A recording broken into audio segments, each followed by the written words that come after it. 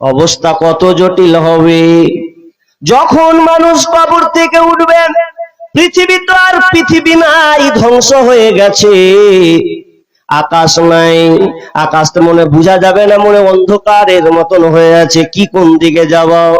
এমন অবস্থা হবে, গাছপালা পশু পক্ষী কিছুই নাই, গাছ নাই, পর্বত নাই, নদী খাল বিল নাই।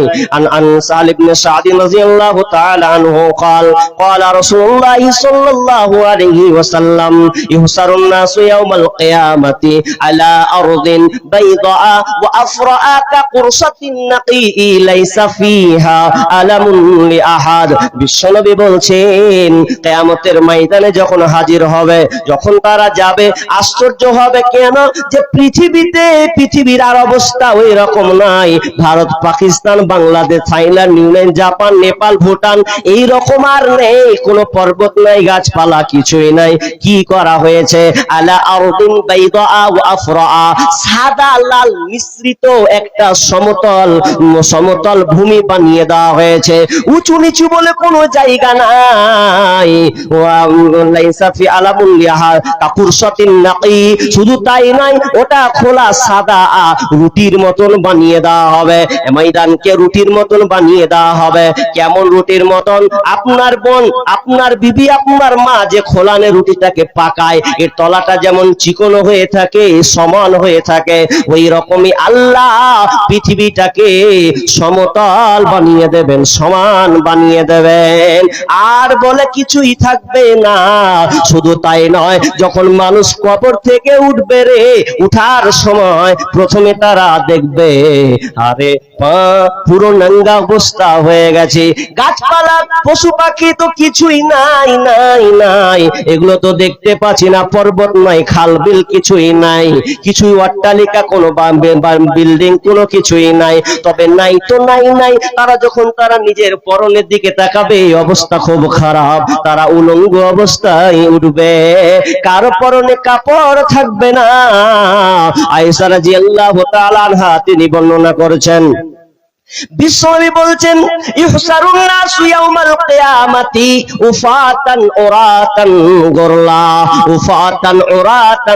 গরলা। মানুষ যখন উঠবে তিনটা দিক লক্ষ্য করবে। একটা উফাতান উরাতান গরলা, মানুষ যখন উঠবে নাঙ্গা অবস্থায়, আপনার খালি পায়ে নাঙ্গা অবস্থায় এবং খাতনাবিহীন এই আকৃতিতে তারা কবর থেকে উঠবে।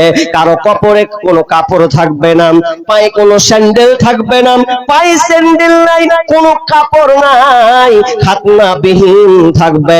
যখন বিশ্বনবী এই কথা আয়েশাকে যখন বলছেন, আয়েশা খুব বুদ্ধিমতী মহিলা ছিলেন, সঙ্গে সঙ্গে পাল্টা বিশ্বনবীকে প্রশ্ন করতে লাগলেন। তখন বললেন, ইয়া রাসূলুল্লাহ, আন-নিসাউ ওয়ার রিজালু জামিআ ইয়ানজুরু বা'দুহুম ইলা বা'দিন। ইয়া রাসূলুল্লাহ, আপনি বললেন কারো পরনে কাপড় থাকবে না, ছেলে মেয়ে তো একাকার হয়ে থাকবে, ছেলে মেয়ে একাকার হয়ে থাকবে, কারো পরনে কাপড় থাকবে না, তাহলে তো ওর দিকে তাকাবে, ওর দিকে তাকাবে, এইরকম দৃশ্য হয়ে যাবে। তাহলে এক কথায় বলা যায়, আপনার ইজ্জত সবাই দেখে ফেলবে। যখন এই কথা বলা বিশ্ব নবী বললেন, ফাকালা ইয়া আয়েশাতুল আমরু আশাদ্দু মিন আইয়ানদুরা বা'দুহুম ইলা বা'যিন। হে আয়েশা, তুমি যেটা আমাকে বলেছো যে একের অপর দিকে তাকাবে, এটা কোনো মতে নয়। মানুষ এর অপর দিকে তাকা তো দূরের কথা, এটা থাকবে না, বরং তারা বিভীষিকাময় পরিস্থিতির মধ্যে থাকবে। এক কথায় তারা নিজেকে বাঁচার জন্য ত্রাহি করবে, কি হবে আমার, ওই মানসিকতা তার মাথায় কাজ করবে না। কেমন কাজ করবে না? ওই মাথাতে ওই বুদ্ধিটা খেলবে না। যেমন আমি একটা মেয়েকে দেখলাম, আপনি একটা দেখলেন, তা আপনি বলছেন কার বেটি, দেখ কেমন করে সেজে চলেছে, জালসার দিনে, ঠোঁটে একদম গোলাপ তেলের টাটা, মাথায় কোনো চিরুনি, কেউ একদম বাম্পার করে কোনো ওড়না নেই, আর জালসা শুনতে চলেছে, কার বেটি এটা রে? মানে আপনি বলছেন আর বাপেরও বাটা আর মায়েরও বাটা, কোনো খেয়াল নেই। আচ্ছা গেল, এখন এই আল হয়ে গেল এটা। এখন এই বুদ্ধিতে কথাটা বলছে, তো বিচারের ময়দানটা কত কঠিন হবে, কেউ কারো দিকে তাকাবার কোনো ওই ধ্যান তো দূরের কথা, নিজেকে বাঁচার জন্য আমি একটা দুটা উদাহরণ দিব, তাহলে আপনি ওই হাদিসের ব্যাখ্যাটা আপনি হৃদয় থেকে বুঝতে পারবেন, অন্তর থেকে বুঝে ফেলবেন। কেমন বুঝবেন? আপনার যদি সুগার হয়, সুগারের মানুষের অনেক ব্যারাম থাকে, এই খাওয়া যাবে না, সে খাওয়া যাবে না, এইভাবে চলতে হবে, রাত জাগা যাবে না, বেশি বেশি করে পানি মারবে যে। তো সুগারের মানুষ অনেক নিয়ম নীতি মানতে হবে। এখন ওই সুগারওয়ালা মানুষকে যদি 1 বছর পর ক্যান্সার হয়, এক তো সুগার ধরলে তার পরের বছর ওকে ক্যান্সার হলো ধরেন, এখন ক্যান্সার যদি হয় তাহলে ডাক্তার বলে তুমি শেষ, তোমার ক্যান্সার হয়েছে। আচ্ছা বলুন তো, যে লোকটা সুগার ছিল এখন যদি ওকে ক্যান্সার বলে, সুগার বলে মনে থাকবে? মনে থাকবে? ও সুগার করে ভুলে ক্যান্সার, শেষ, আমি শেষ, অবস্থা খারাপ। তো ক্যান্সার নিয়েও টেনশন করবে, সুগারের কথা মনে থাকবে না, ভুলে যাবে। আমি একটা আরো ভালো করে উদাহরণ দিতে হলে বুঝেন, আপনি নতুন বিয়ে করেছেন, বিবি কোথায় বিয়ে করেছেন? তো একদম দক্ষিণ দিনাজপুর মালদা লোকের মানুষ, গাজলের মানুষ, কুশমন্ডি থানা থেকে একটা মেয়ে নিয়ে আসলেন, খুব সুন্দর মেয়ে নিয়ে এসেছেন, খুব ভালো দেখতে, সুন্দরী, খুব পছন্দ করে, বাড়ির সবার পছন্দ, আপনার 1 নম্বরে আগে পছন্দ। এখন বিয়ে করেছেন, এখন বিয়ে যখন করলেন তো এখন বিবি আবদার করছে আপনার কাছে। কি আবদার করছে? বলছে হ্যাঁ জি, খুব অনেক দিনের তামান্না ছিল জি, আমি যাকে বিয়ে করবে যে আমার স্বামী হবে, আমি প্রথম আবদার করব ওকে যে আমি ওর সাথে কোথাও বাইরে ঘুরতে যাবো। এখন নতুন যদি বিয়ে হয় তাহলে বিবির আবদার কে করবে না? চল, এখন সব দূরে বিবি কাছে, এখন বিবিকে বলবে ঠিক আছে, তা কি করে যাবি? এক কাজ করো, একটা প্রাইভেট গাড়ি করো, বাস ট্রেনে যাবো না, দুজনাতে যাবো, কি আনন্দেতে যাবো। সেটাও ঠিক রে, তো চল। এখন গাড়ি করে নিলে, এখন গাড়ি করার পরে দুজনে একদম ভালো করে চাপলো, হ্যাঁ, হযরত আলীর ভাষা হেনঠা করে চাপলো, নাকি ওর ভাষা হেনঠা শব্দ ব্যবহার করে, তো ভালোভাবে চাপলো। আর চাপার সময় দুজনে চেপেছে, কাউকে লাইন, শুধু ড্রাইভার। কোথায় যাবে? তো বলছে চলো আজকে কোথায় যাবে? চলো হাজারদুয়ারি যাব। হাজারদুয়ারি গিয়ে একটা আবার বেলডাঙ্গাতে মসজিদ হবে নাকি, ওটাও দেখতে যাব, দুইটাই হয়ে যাবে। এখন স্বামী স্ত্রী দুজনে চেপেছে, স্বামী স্ত্রী কত ভালোবাসার মানুষ, বেশি দিন হয়নি দুজনে ভালোবাসার মাতোয়ারা হয়ে গেছেন, এমন ভালোবাসা তো গভীরে চলে গেছেন, দুজনে ধুতে রয়েছে, গল্প চলছে। বিবি আগেকার হিস্টোরি, কলেজের স্কুলের হিস্ট্রি বর্ণনা করছে, এত সুন্দর করে বর্ণনা করছে, নিজের চেহারার বর্ণনা করছে, আমি এইরকম, আমি এইরকম, তুমি পাগলা হয়ে গেছো বলে তুমি আমাকে বিয়ে করেছো, তুমি আমাকে বেছে বিয়ে করেছো, দেখছো আমার শরীরের অবস্থা, দেখছো আমি সে, আমি এইরকম, এমন ভাবে বর্ণনা করতে করতে স্বামী খুব খুশিতে শুনছে, ভালো লাগছে, তাই তো তোমাকে আমি চয়েস করে নিয়েছি। এই গল্প চলছে, আর গল্প করতে করতে ড্রাইভার বলছে এদের ভ্যাট ভ্যাটানি কতক্ষণ থেকে চলবে হে, খুব তো এদের ভ্যাট বাদানি চলছে, গাড়ি তো আমি চালাচ্ছি, তো চালাতে চালাতে গাড়ি চলছে, জাতীয় সড়ক 12 সড়ক দিয়ে চলছে, কত ভোল্টেজে, তো এর স্পিড হলো আপনার 120, এত 120 গতিবেগে গাড়ি চলছে। এমন সময় ড্রাইভার বলছে ও তোমরা শোনো, ভ্যাট ভ্যাট কমাও, এখন গাড়ি চালাতে যাচ্ছি, ব্রেক মারছি, ব্রেক ধরে না, ব্রেক ধরে না, ব্রেক ফেল। এখন স্ত্রী বলছে বাদ দাও, ড্রাইভারের কথা কিছু কইতে দিয়া, এত সুন্দর রঙের রসের গল্প করছে আর ড্রাইভারের কথা শুনবে, বাদ দাও। আচ্ছা কি বলবে ও, কি বলবে ও? লাস্টে একটা কথা বলবে, তখন হোড়া মেরে বলবে তোর কথার কিছু কইতে দি, আখেরি আঞ্জাম দিয়েছে শুনেছিস কথা, তোর আর রূপের আমার বর্ণনা শুনে লাভ নাই, তুই যতই সুন্দরী হও, যতই তুমি ভালো হও, ড্রাইভার বলেছে ব্রেক ফেল, ব্রেক ফেল মানে কোথাও ঠুকতে হবে, কোথাও মোকটাম পারে পড়বে, কোন গাড়িতে ধাক্কা মারবে, কিছুই থাকবে না, এক কথায় মৃত্যু ছাড়া আর কোনো রাস্তা নাই। তার মানে ওর বিবির সৌন্দর্য নিবে না, বর্ণনা নিবে না, বিবি যেমন থাক আর ওর দিকে চোখ যাবে না, শুধু দান ধার, দিলটা ধারাস ধারা, না জানি কোথায় ঠুকে মারা যাব। এটা তো দুনিয়ার আপনাকে এক্সাম্পল দিলাম, বিচারের মাঠ খুবই কঠিন হবে, এত কঠিন হবে কেউ কারো দিকে তাকাবার কোনো অবস্থা রাখবে না, বরং নিজেকে বাঁচার জন্য ত্রাহি ত্রাহি করবে। বিষয়টা আরশের ছায়া, লম্বা আছে, খালি তর্জমা করে দেবো লাস্টের বেলা জানা সময় না পেলে। তবে বিচারের যে আরশের ছায়া কথা বললাম, তো আরশের ছায়াটা কি, এটা আল্লাহর রহমতের ছায়া সিংহাসন। এই আরশের ছায়া তলে 7 শ্রেণীর লোক, 7 শ্রেণীর মানুষ স্থান পাবে। কেন? কারণ বাকি যত জায়গা থাকবে ভয়ানক পরিস্থিতি হবে, মানুষ সূর্যের তাপে থাকতে পারবে না। কারণ সূর্যটাকে কিয়ামতের ময়দানে মাথার উপরে নিয়ে আসা হবে। 50,000 বছর হবে একটা দিন, টানা 40,000 বছর দাঁড়িয়ে থাকতে হবে। 10,000 বছর বিচার চলবে, হিসাব নেওয়া, বিচার চলবে, হিসাব নেওয়া হবে। এমন পরিস্থিতি হবে যে আর নাই, কোথাও লুকাবো এরকম কোনো জায়গা নাই। তো আরশের নিচে পালাবো, লুকাবো, তো লুকাতে যে কেউ পাবে না। কেন? যারা শাস্ত্রের মধ্যে না পড়বে তারা ঢুকতে পাবে না, এই আল্লাহর রহমতের ছায়াতে তারা ঢুকতে পাবে না। কেন? পরিস্থিতি খুব খারাপ, এখন ঢুকবো বাঁচবো না, কারণ মাথার উপরে সূর্য আসবে। বিশ্বনবী বলছেন, ইয়ারাকুন নাসু ইয়াউমাল কিয়ামাতি, يعرق الناس يوم القيامة حتى يذهب أراقهم في الأرض 70 ذراعا ويلجمهم حتى يبلغ آذانهم। বিশ্বনবী বলছেন, ইয়ারাকুন নাসু ইয়াউমাল কিয়ামা, মানুষ সূর্যের তাপে ঘামতে থাকবে, মানুষ ঘামতে থাকবে। কতটা থামবে? ইয়াযহাবু আরাকুহুম ফিল আরদি 70 যিরাআ, 70 হাত পর্যন্ত ছড়িয়ে যাবে ঘাম, 70 হাত পর্যন্ত ছিটকে যাবে, দূরে চলে যাবে। তো কেন? সূর্যের তাপে সূর্য মাথার উপরে নিয়ে আসা হবে। বিশ্বনবী বলছেন, তুতনা শামসু ইয়াউমাল কিয়ামাতি মিনাল খালক, সূর্যটাকে সৃষ্টির কাছাকাছি অতি নিকটবর্তী নিয়ে আসা হবে। হাত্তা তাকুনা মিনহুম কামিকদারি মিল, এমনকি মাথার উপরে 1 মাইল উপরে সূর্যটা থাকবে। মাথার উপরে সূর্য। আপনি জানেন দুনিয়াতে আপনি এখন এই যে জমিনে বসে আছেন, আলোচনা শুনছেন, আপনার মাথার উপরে কত দূরে সূর্য আছে? বিজ্ঞানীরা বলছেন 9 কোটি 30 লক্ষ মাইল দূরে আছে। কত বললাম?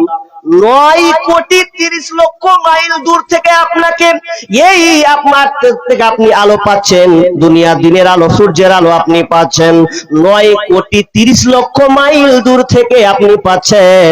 শুধু তাই নয়, এর তাপমাত্রা কত? বিজ্ঞানীরা বলছেন সূর্যের তাপমাত্রা হলো 1 কোটি 40 লক্ষ ডিগ্রি সেলসিয়াস। 1 কোটি 40 লক্ষ ডিগ্রি সেলসিয়াস, এতটা তাপমাত্রা। আপনি ভাবেন তো, মাথার উপরে সূর্য করে নিয়ে আসা হবে। দুনিয়াতে আপনি থাকছেন, সামান্য 40 ডিগ্রি সেলসিয়াস তাপমাত্রা আপনি সহ্য করতে পারছেন না। আপনি ভাবুন, গরমের সময় বাড়ি ছেড়ে আপনি বাগানে আশ্রয় নেই, যার টাকা আছে এসি চালিয়ে ঘরের মধ্যে থাকে, কিংবা যার ফ্যান লাইন নাই পাখা দিয়ে ঘোরায়, বারবার ঠান্ডা বরফ পানি খায় নিজেকে বাঁচার জন্য। এত গরমে কত মানুষ সহ্য না করতে পেরে মারা যায়। তীব্র গরমে থাকা যায় না। ছাদ, এই সূর্যের তাপে রাতের বেলাও ছাদ পর্যন্ত হিট হয়ে থাকে, গরম হয়ে থাকে। গরমের সময় আমরা বালিতে যেতে পারি না, বালু গরম উত্তপ্ত হয়ে আছে, এমন বালি চাল ফেলে দিলে ভাজা হয়ে যাবে।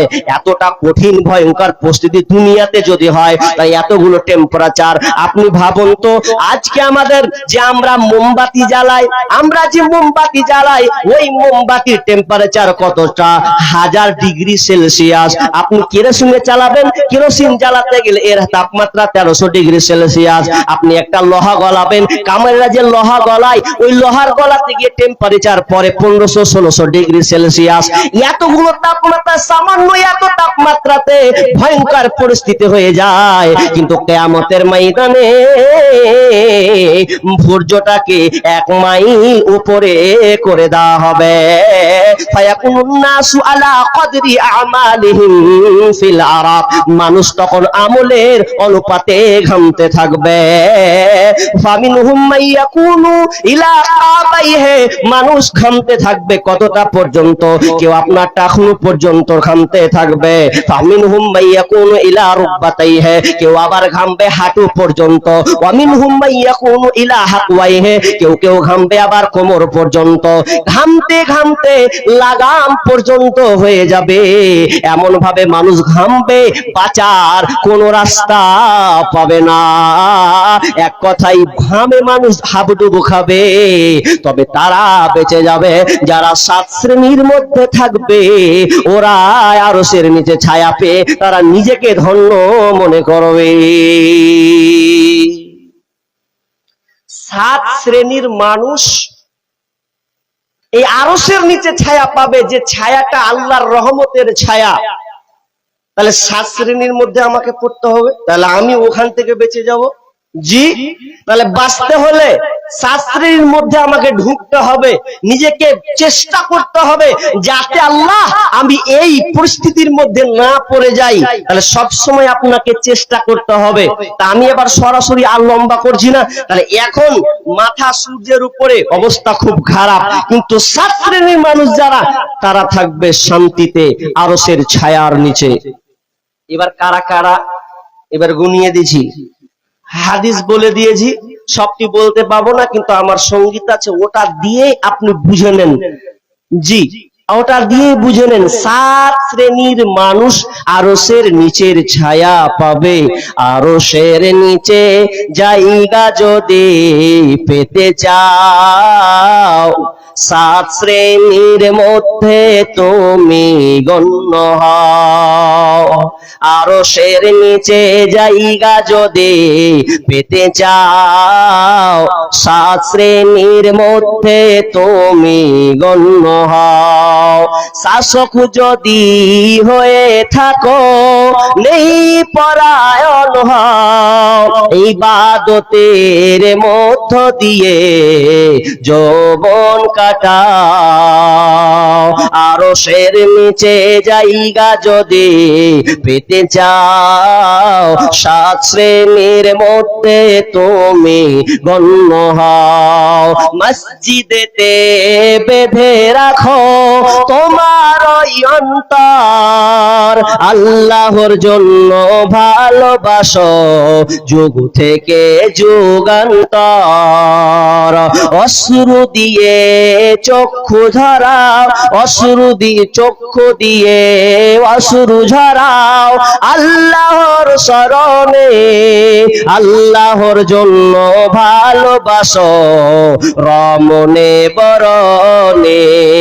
আরশের নিচে জায়গা যদি পেতে চাও, 7 শ্রেণীর মধ্যে তুমি গণ্য হও। বিশ্বনবী 7 শ্রেণীর কথা বলেছেন। নাম্বার 1 আল ইমামুল আদিল। 1 নাম্বার, নেই পরায়ণ নেতা, নেই শাসক, ইনসাফ কায়েম করনে ওয়ালা শাসক, যে কিনা ইনসাফের সঙ্গে আমানতদার সাথে ইনসাফের সাথে নেতার তার দায়িত্ব পালন করবে, সে আরশের নিচে ছায়া পাবে। 1 নাম্বার কে? 1 নাম্বার কাকে ধরলেন? নেতা। যে নেতা হবে সে আরশের নিচে ছায়া পাবে। যে নেতাটা নেই পরায়ণ নেতা হবে। নেই পরায়ণ নেতা, মানুষ খালি প্রধানের পদ পেয়েছে তো খালি হুবিয়েছে, পেয়েছি যে প্রধান হচ্ছে বলছে হুবিয়ে 5 বছর চলবো বে। 5 বছর তুমি 5 বছর চলবে, তুমি ফুটে আছো। তুমি ফুটে আছো, কিভাবে ফুটে আছো আমি সব জায়গায় উদাহরণ দিই। উদাহরণটা কি উদাহরণ জানেন? হেলিকপ্টার আর একটা সাইকেল। এদিকে এদিকে দেখেন, একটা হেলিকপ্টার একটা সাইকেল। আচ্ছা বলুন কোনটা বেশি খাতরাতে আছে? হেলিকপ্টার। হেলিকপ্টার খাতরাতে আছে। কেমন? যে কোটিপতি, যাকে আল্লাহ অঢেল সম্পদ দিয়েছে, ও হেলিকপ্টার নিতেই পারে, মালিক হতেই পারে। যে হেলিকপ্টার ও বসে আছে, ও ভাবছে আমি কত বড়, দেখছিস আমি জমিনে লয় আসমানে ভাসছি, খুব উঠছি, আমি খুব উঠছি, আমি আমার মতন কে আছি তে হে। কিন্তু ও জানে না কত রিস্ক। যে বসে আছে হেলিকপ্টার, খুব সম্মানীয় মানুষ, কিন্তু ওকে বুঝতে হবে কেমন হেলিকপ্টারে চেপে আছে, হেলিকপ্টার সিগন্যাল তার ওপেন হয়ে আছে, চলতে আছে। আচ্ছা বলুন, যদি হেলিকপ্টারটা কোন জায়গায় মেরে দেয়, যদি এক জায়গায় কোন জায়গায় ঠুকে দেয়, কেউ যদি একটা পাথর চালায় বা কিংবা আর কিছু হয়ে যায়, এক কথায় আসমানের উপরে যদি অ্যাক্সিডেন্ট মেরে দেয়, আচ্ছা বলেন ওকে কি আর পাওয়া যাবে? ওকে আর পাওয়া যাবে না। কিন্তু অপোজিটে যান, যেই ছেলেটা একটা রাখাল ছেলে, গরিবের ছেলে, সাইকেল চালায়, তো সাইকেল চালাতে গিয়ে যদি কোনো জায়গায় ধাক্কা মেরে দেয়, যেমন ধরেন দেওয়ালে মারলো কিংবা আর কোনো জায়গাতে মারলো কিংবা আপনার কিনা লাড়াতে, এক কথায় লাড়াতে মেরে দিল, এখন মারার সময় পোয়ালে মেরে দিয়েছে, আচ্ছা বলেন ওকে পাওয়া যাবে কি পাওয়া যাবে না? পাওয়া যাবে। ওকে নিয়ে গিয়ে আবার ওকে ঠিক ফিরিয়ে পাওয়া যাবে। কিন্তু তেমনি ভাবে আমি কেন উদাহরণটা দিলাম, উদাহরণটা এই জন্য আমি দিলাম, তুমি পদ পেয়েছো, নেতা তোমাকে ভালো নেতা হতে হবে, তুমি মেম্বার হয়েছো, প্রধান হয়েছো, এটা তোমাকে ভালো হতে হবে, তুমি সমাজে বিচার ফাইসালা করছো, এ নিয়ে তুমি আত্মহারা হয়ে যেও না, বিচার ফাইসালা তুমি ভালোভাবে করবে, নাচের হেলিকপ্টারের মতন বিচারের ময়দানে তোমাকে ফুটতে হবে।